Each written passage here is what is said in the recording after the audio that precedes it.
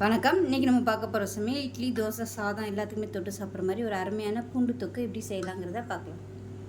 இப்போ ஒரு mixie jar எடுத்துக்கலாம். இதில் ஒரு கைப்பிடி அளவுக்கு நல்ல பெரிய பூண்டாக எடுத்திருக்கேன். இப்போ இதை இதில் சேர்த்துக்கலாம்.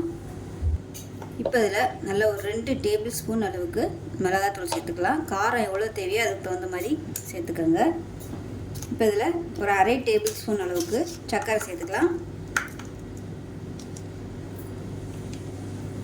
ஒரு சின்ன லெமன் சைஸுக்கு புளி கரைச்சி எடுத்து வச்சுருக்கேன். இதை சேர்த்துக்கலாம். சுத்தமான புளியாக இருந்தால் நீங்கள் அப்படியே இதோட சேர்த்துக்கலாம்.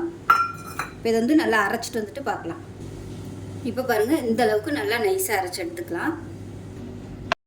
ஒரு இரும்பு கடாயை எடுத்துக்கலாம். இதில் நல்லா ஒரு தேவையான அளவுக்கு நல்லெண்ணெய் சேர்த்துக்கலாம்.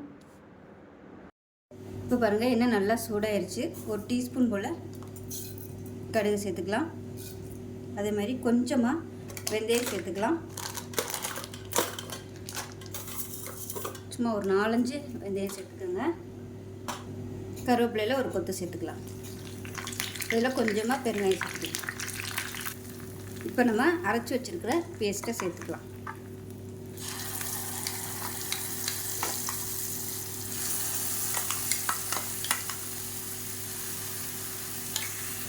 இது கூடவே ஒரு கைப்பிடி பூண்டையும் முழுக்க அப்படியே மேலே சேர்த்துக்கலாம். இப்போ இது எல்லாமே சேர்ந்து நல்லா அப்படியே பொரிஞ்சு வரணும்.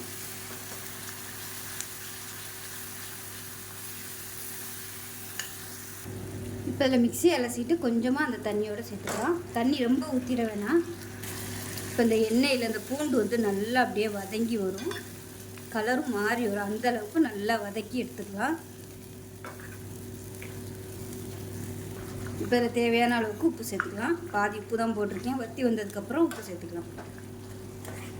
அடுப்பு நல்லா குறைச்சி வச்சுட்டு கொதிக்க விட்டுக்கோங்க. நல்லா கலர் மாதிரி வரட்டும்.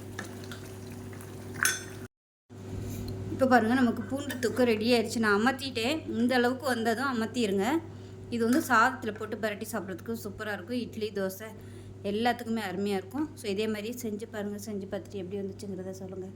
வீடியோ பிடிச்சிச்சுன்னா லைக் பண்ணுங்கள், கமெண்ட் பண்ணுங்கள், சேனலை சப்ஸ்கிரைப் பண்ணுங்கள், பக்கத்தில் பெல் பட்டனை ப்ரெஸ் பண்ணுங்கள். நன்றி.